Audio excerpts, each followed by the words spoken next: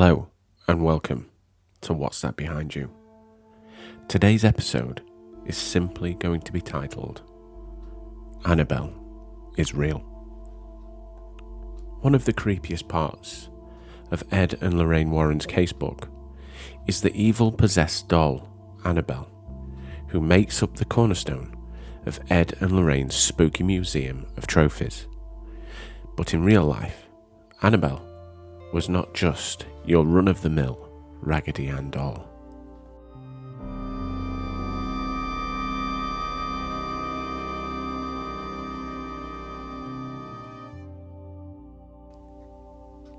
Donna got Annabelle from her mother in 1970. Her mum brought the used doll at a hobby store. Donna was a college student at the time and living with a roommate named Angie. And at first, neither thought the doll was anything special. But over time, they noticed Annabelle seemed to move on her own.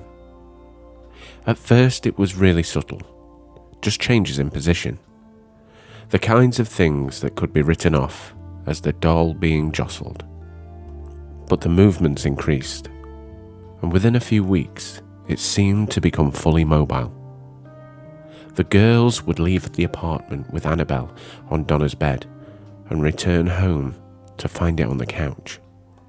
The girl's friend Lou also hated the doll. He thought there was something deeply wrong with it, something evil. But the girls were modern women and didn't believe that sort of thing. There must have been an explanation, they reasoned. But soon Annabelle's actions got even weirder. Donna began to find pieces of parchment paper in the house with messages written on it. "Help us," they would say, or "Help Lou." Just to make the whole thing a little bit creepier, nobody in the house had any parchment paper. So where the hell was it coming from?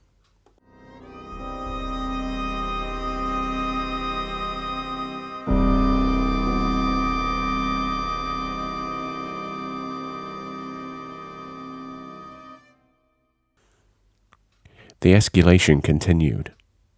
One night, Donna returned home to find Annabelle in her bed, with blood on its hands.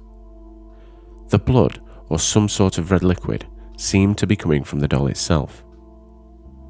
That was enough, Donna thought. Donna finally agreed to bring in a medium. The medium sat with the doll and told the girls that long before the apartment complex had been built there had been a field on that property. A 7-year-old girl named Annabelle Higgins had been found dead in that field. Her spirit remained, and when the doll came into the house, the girl latched onto it. She found Donna and Angie to be trustworthy. She just wanted to stay with them. She wanted to be safe with them.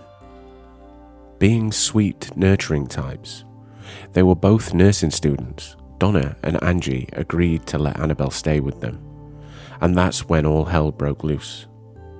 Lou started having bad dreams where Annabelle was in his bed, climbing up his leg as he lay frozen, sliding up his chest to his neck and closing her stuffed hands around his throat, choking him out. He would wake up terrified, head pounding like all the blood had been cut off from his brain. He was freaking out. He was worried about the girls. A few days later, he and Angie were hanging out, planning a road trip when they heard someone moving around in Donna's room. They froze.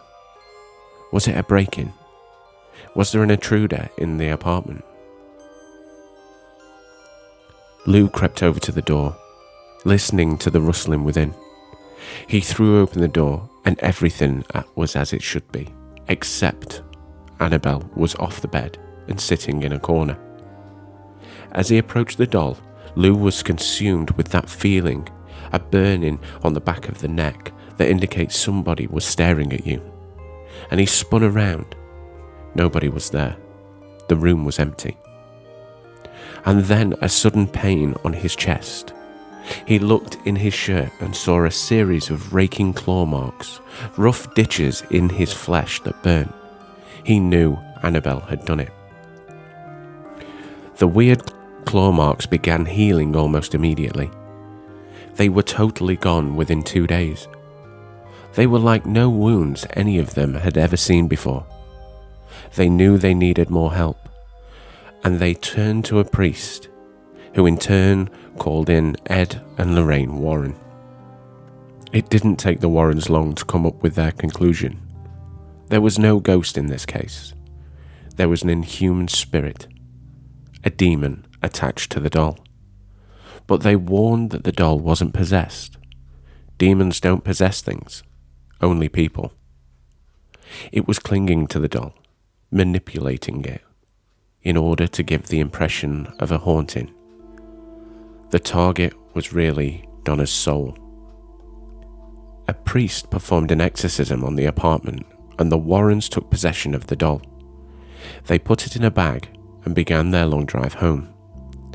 Ed agreed to stay off the highways because there was a concern that the demon might mess with their car, and at 65 miles an hour, that would be disastrous. And sure enough, as they drove on the back roads, the engine kept cutting out, the power steering kept failing, and even the brakes gave them trouble.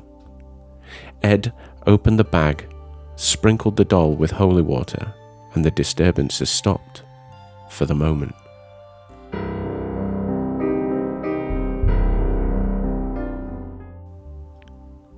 Ed left the doll next to his desk. It began levitating. That happened a couple of times, and then it seemed to just quit, finally laying quiet.